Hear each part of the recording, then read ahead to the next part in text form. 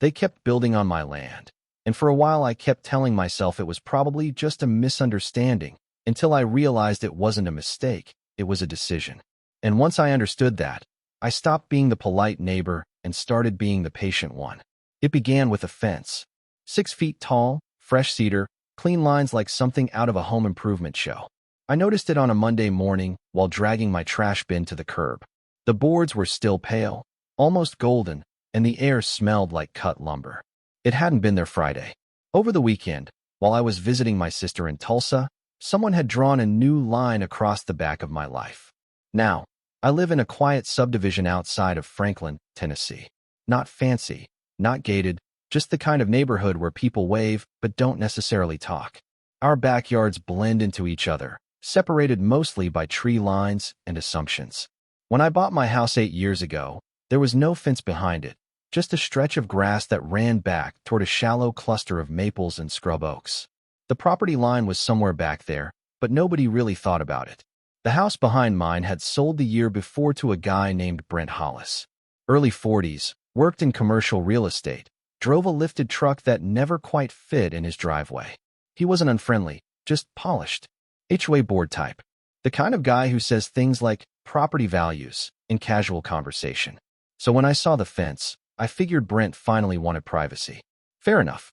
People put up fences all the time. I didn't think twice about it until Wednesday afternoon when Miguel, my lawn guy, shut off his mower and waved me over. "You know your yard goes past that fence, right?" he said, pulling off his ear protection. I laughed. "I'm pretty sure it ends around those trees." He shook his head slowly. "I've been cutting your grass 3 years. I always thought it went deeper, like 10 feet deeper." Miguel isn't dramatic. He's steady, observant. He notices sprinkler heads, uneven soil, where the grass changes shade because of underground lines. When he says something's off, it sticks with me. That night I dug through the folder from my closing. Survey, plot map, warranty deed. I hadn't looked at that paperwork since the day I signed it. I spread it across my kitchen table and stared at the lines, the measurements, the tiny numbers printed near the edges. And there it was. My lot didn't stop at the tree line. It extended 10 feet past it. 10 feet past that brand new fence. I remember sitting back in my chair and just staring at the paper, feeling that slow, sinking recognition. It wasn't dramatic. No lightning bolt moment. Just a quiet shift inside my chest. Either I was reading this wrong, or my neighbor had built a fence 8 to 10 feet onto my property. Now, I'm not a confrontational person. I don't look for fights. So the next evening, I walked over. Calm. Friendly. Plot map folded under my arm. Brent was in his driveway, wiping down his truck. "Hey," I said, holding up the paper. "Quick question about the fence." He smiled like nothing in the world was complicated. "Looks good, right?" "It does," I said. "I was looking at my survey, though, and it seems like my lot might go a bit past where the fence is." He didn't frown, didn't stiffen, just nodded slowly. "The previous owner told me the line was around there, somewhere near the trees." "Yeah, that's what I always assumed too," I said. "Maybe we should double check, just to be safe."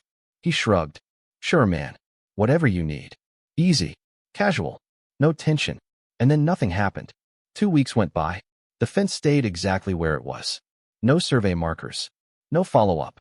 No conversation. I told myself he was busy. Then the shed showed up. It came on a flatbed truck on a Saturday morning. Prefab panels, dark gray siding, little window on one side. Not a small garden box, either. This was a serious structure. They had a crew of 3 assembling it. By Sunday afternoon, it was standing on a gravel base with a poured concrete pad beneath it. Monday, an electrician was running conduit underground from Brent's house.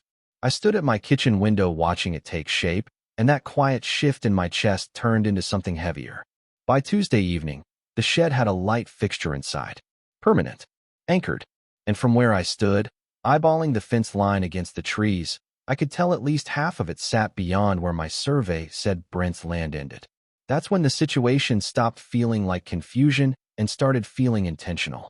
Still, I didn't explode. I didn't threaten. I didn't post on the neighborhood Facebook group. I ordered a professional survey. $980. Not cheap, but cheaper than letting someone quietly redraw the map of my property. When the surveyor came out, he was methodical. Tripod, transit, measuring rod. He moved across the yard like a chess player thinking 5 steps ahead. A few hours later, he drove bright orange stakes into the ground and tied fluorescent tape around them so they fluttered in the wind. I walked the line with him. The fence was 8 feet onto my land. The shed was just over 5 feet onto my land. There's something different about seeing proof. Suspicion leaves room for doubt. Flags in the ground don't. I took photos. Every angle. Every measurement. I thanked the surveyor and tipped him extra. That evening, I printed a copy of the survey and walked it over to Brent's house. He opened the door halfway, like he already knew why I was there. Got the survey done, I said, keeping my voice even. Looks like the fence and part of the shed are on my property. He scanned the paper quickly, jaw tight for just a second before the smile came back. Surveys can be off, he said lightly. This one's certified. Silence hung there between us. We can fix it now, I said, before it gets expensive. He nodded slowly. Let me look into it. I left feeling uneasy, but still hopeful. Maybe this would resolve quietly. It didn't, because instead of moving anything, Brent moved his patio chairs right into the disputed strip.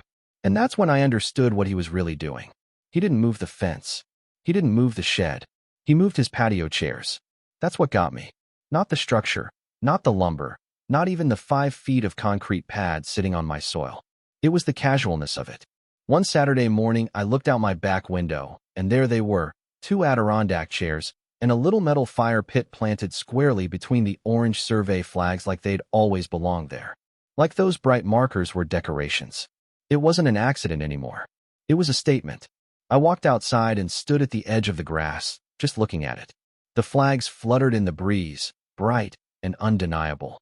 The chairs sat right inside the line, angled toward Brent's house, not mine. A small pile of firewood stacked beside them. Later that afternoon, I heard laughter. Brent had a couple of guys over, probably co-workers, beers in hand, standing exactly where my property technically began. I couldn't hear every word, but I heard enough. Yeah, Brent said, gesturing with his bottle. It's basically ours anyway. Been using it since we moved in. Basically ours. There's something about that phrase that sticks under your skin. Basically. As if legal boundaries are just suggestions. As if time and confidence can rewrite a deed. That night, I didn't sleep much. I lay there staring at the ceiling fan turning slow circles, running through scenarios in my head. If I let it go, what happens? In 5 years, does he claim adverse possession? Does, basically, turn into paperwork? Does my silence become consent? And here's the thing. Brent wasn't some cartoon villain. He had a reason. A flawed one, but a reason. A month after he moved in, he'd mentioned at a block party that his lot felt tight, that the backyard was smaller than he expected for what he paid. He'd joked about how my place had the good depth. At the time, I laughed. Looking back, I don't think it was a joke. There's an undercurrent in neighborhoods like ours, unspoken competition. Who renovated their kitchen, who added a deck, who's boosting resale value. Brent worked in commercial real estate. He thought in square footage and leverage. To him, 10 extra feet wasn't grass. It was asset. And if I was the quiet single guy who kept to himself, maybe he assumed I wouldn't push back. Sunday evening, I walked over again. No paperwork this time. He was in his backyard, stoking that new fire pit. The chairs were occupied, just him and his wife, Dana. She looked uncomfortable when she saw me step up to the fence. Hey, I said. We need to talk. Brent didn't stand. Just leaned back in his chair. About. You know about. He sighed like I was the one being dramatic. Look, man, we've been using this space for months now. Nobody's hurt. It's grass. It's my grass. Dana glanced between us. Brent. He waved her off gently. Property lines aren't always exact. My last house had a similar situation. People work it out. Working it out means moving your fence and shed, I said, keeping my voice steady even though my chest felt tight. Not setting up lawn furniture. He stared at me for a long moment, firelight flickering across his face. People say, he began slowly, that when you use something long enough, it becomes yours. That's just how it works. No, I said. That's not how it works. Silence again. Crackle of burning wood. Are you really going to make this a thing? He asked finally. I looked down at the orange survey flags, then back at him. You already did. I walked back to my house shaking, not from fear, but from the realization that this wasn't about misunderstanding. This was about calculation. The next morning, I scheduled a consultation with a real estate attorney, a woman named Claire Donnelly. Mid-50s, sharp eyes, Didn't waste words. I laid everything out for her. Fence, shed, survey, chairs, the basically ours comment. She nodded as I spoke, tapping a pen against her notepad. In this county, she said when I finished, structures crossing a property line are a serious zoning issue, especially permanent ones. Even if it's just a few feet, 5 feet is not just a few feet when it comes to foundations, she said. And if you ignore it long enough, he could attempt an adverse possession claim. It's rare, hard to win, but not impossible. There it was, the thing that had kept me staring at the ceiling. So what do I do? You don't start with a lawsuit, she said. You start with compliance. File a boundary complaint with the city zoning office. Let them inspect. If he pulled permits for that shed, they're tied to a specific location.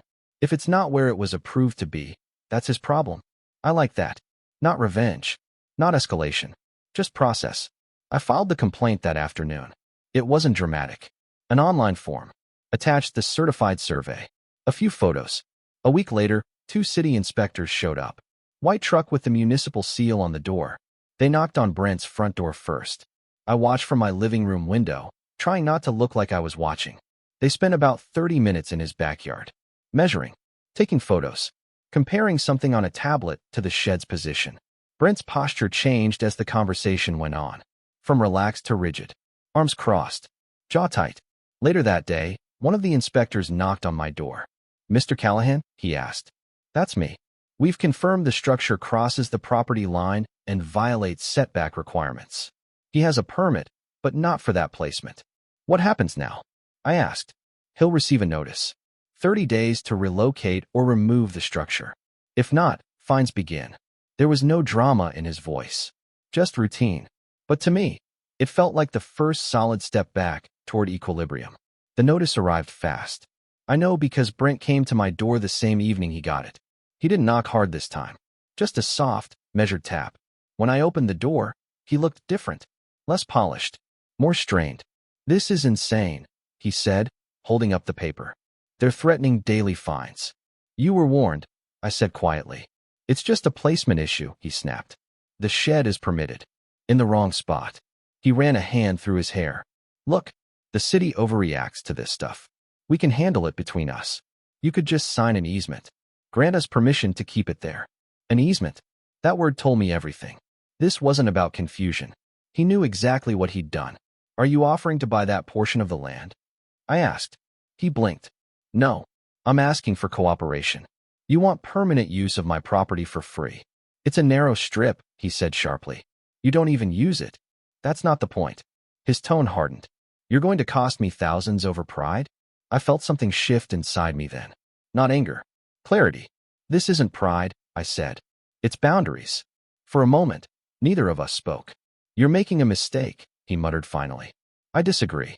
He walked away without another word. Day 29 came and went. The shed didn't move. Day 31, the fine started. And that's when things escalated in a way neither of us could pretend was neighborly anymore. Day 31, the fine started. I didn't see the invoice, obviously, but I saw the shift. Brent stopped mowing that back strip entirely. The chairs disappeared. The fire pit vanished overnight like it had never existed. But the shed stayed exactly where it was, heavy and stubborn, like he was daring the city to actually follow through. The thing about daily fines is they don't argue. They don't negotiate. They just accumulate. A week passed. Then 2. One afternoon I was pulling into my driveway when I noticed a certified letter sticking halfway out of Brent's mailbox. He grabbed it quickly when he saw me looking, but I caught the flash of red print across the envelope. Final notice. That night, I heard raised voices through the open windows. Brent and Dana arguing. I couldn't make out every word, but I heard enough. "Told you we should have just moved it." He's being unreasonable. "It's 5 feet, Brent. 5 feet. It's funny how something so small can become so loud." I won't pretend I didn't feel something complicated listening to that. This wasn't just about wood and concrete anymore. It was tension bleeding into someone's marriage, into their finances. But then I'd look at those orange flags, still fluttering, and remember, this started with a choice. On day 45, it happened. A white flatbed truck rolled down our street just after 8 in the morning. Not a city vehicle this time. A private contractor. 2 guys stepped out, work boots, tool belts, no nonsense expressions.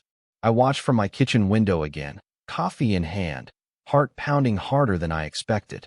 Brent was already outside when they pulled up, arms crossed, talking fast, pointing at the shed, then at the ground. One of the contractors shook his head. I couldn't hear the conversation, but I could read body language. This wasn't optional. They started with the roof panels. There's something strangely theatrical about dismantling something that was built with confidence.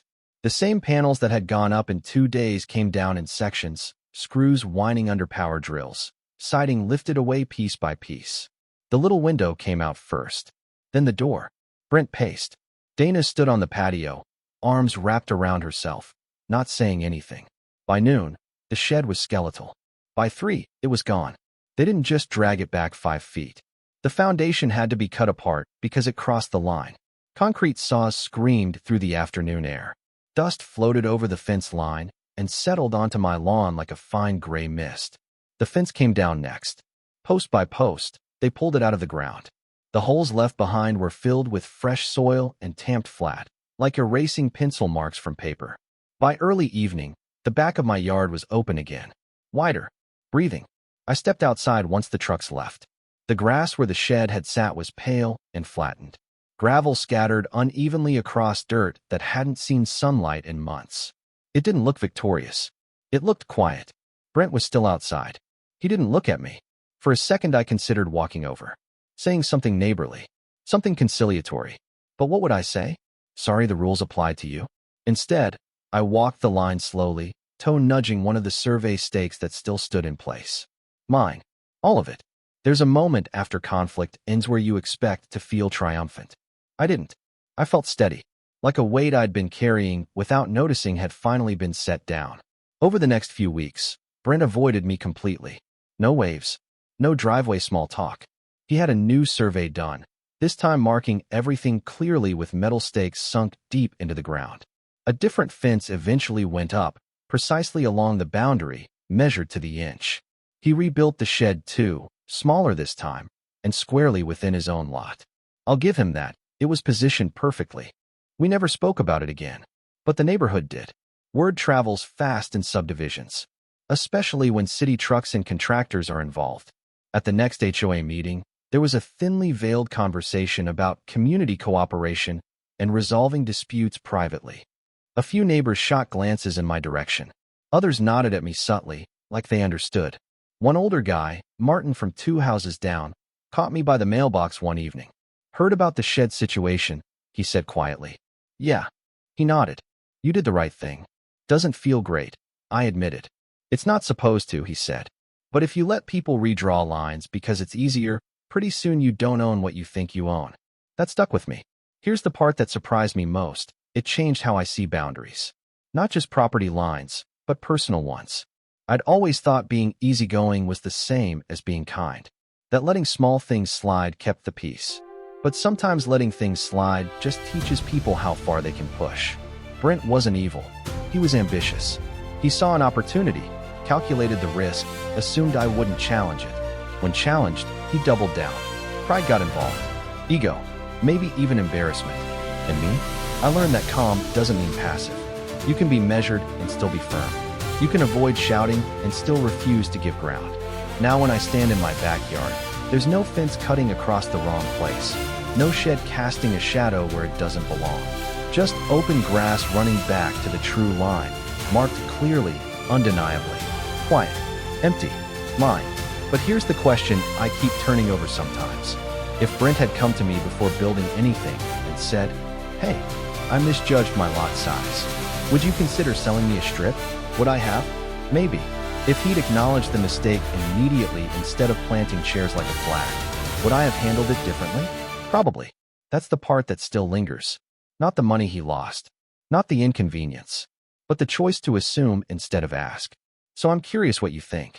If you were in my position, would you have let it go? Signed the easement? Sold the strip? Or would you have done exactly what I did and let the city enforce the line? And if you were Brent, at what point would you have stopped? Drop your thoughts in the comments.